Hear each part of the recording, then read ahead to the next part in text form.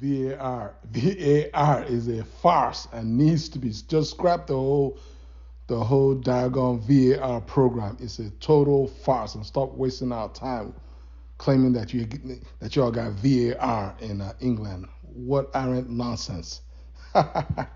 Guys, welcome back to the Chelsea Godfather channel for your post-game show, Chelsea versus West Ham away at West Ham. Before I continue, please show your brother some love and smash the subscribe button for daily Chelsea content. Guys, Chelsea away at West Ham, 1-1 draw. Another disappointing draw. The third straight draw, I believe, that we've had since our last win. I mean, that's the way that I'm just going to, look at it. Another 2 points dropped against a winnable team. I mean, it's just the result is thoroughly disappointing, right? And West Ham, this West Ham team, just make no mistake about it.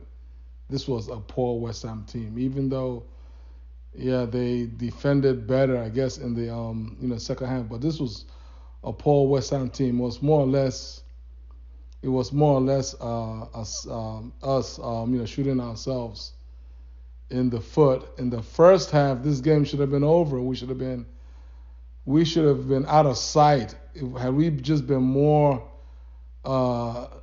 disciplined or intelligent. And Kai Havertz, I'm looking at you, man. I'm looking at you, Havertz.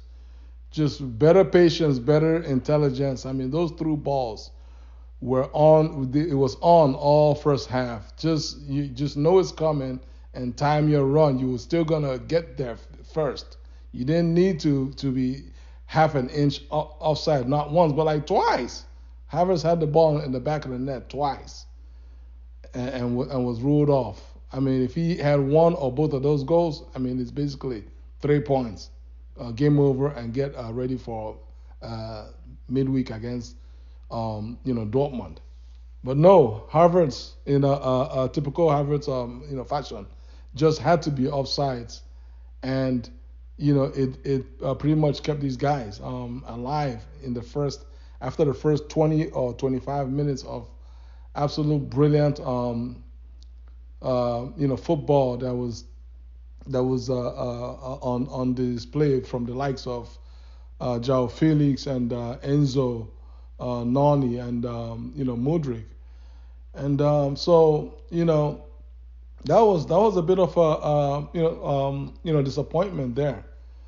But nonetheless, I mean, I feel like ultimately what cost us the 2 points is just the fact that again, when you have a lot of new pieces, teamwork there, teamwork, right? Teamwork is not just on the offensive end; it's also on the defensive end.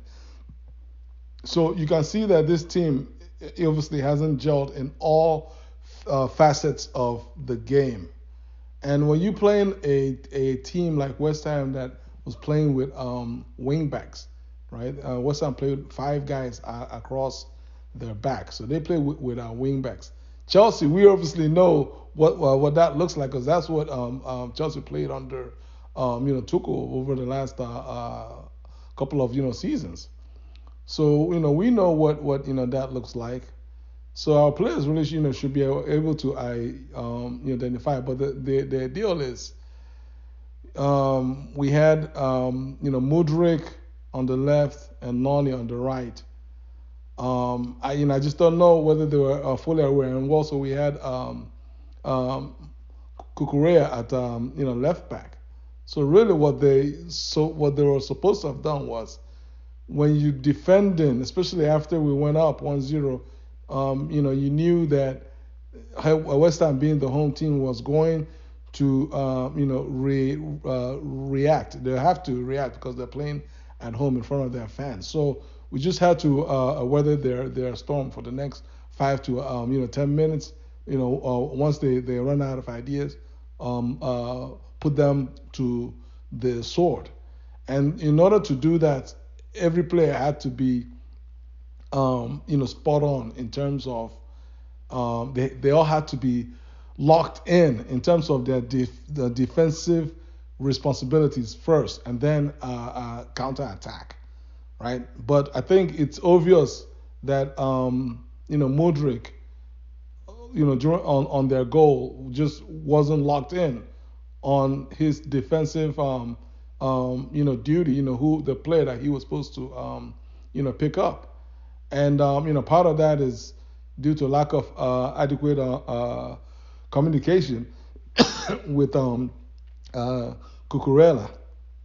And so, it's partly Cucurella's fault. It's partly Mudrik's fault.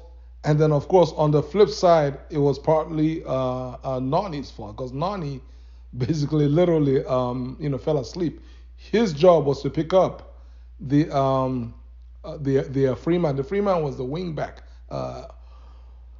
Emerson was the wing back. So James slid in on the backside to pick up their inside man, leaving their wing back free. Nani, had to basically be that guy, and he literally left Emerson free. So it was a very soft goal. It was a very soft goal to concede. Clearly you could tell that these guys didn't know, weren't locked in terms of which players to pick up, and that right there also partly goes on Graham, Potter, the manager. It's his job to basically train these guys, drill these guys, in the nuances of playing, not just attacking for ball, on how to break down a deep sitting 5-man backline, but also how to defend against wing backs, right? And so that was basically where we basically lost the 2 points, was right there, because had we they didn't have anything, they had no players, nothing from midfield that was going to trouble us. But Achille and Silva had Antonio and what's his name that came off of the bench. They had all of their strikers.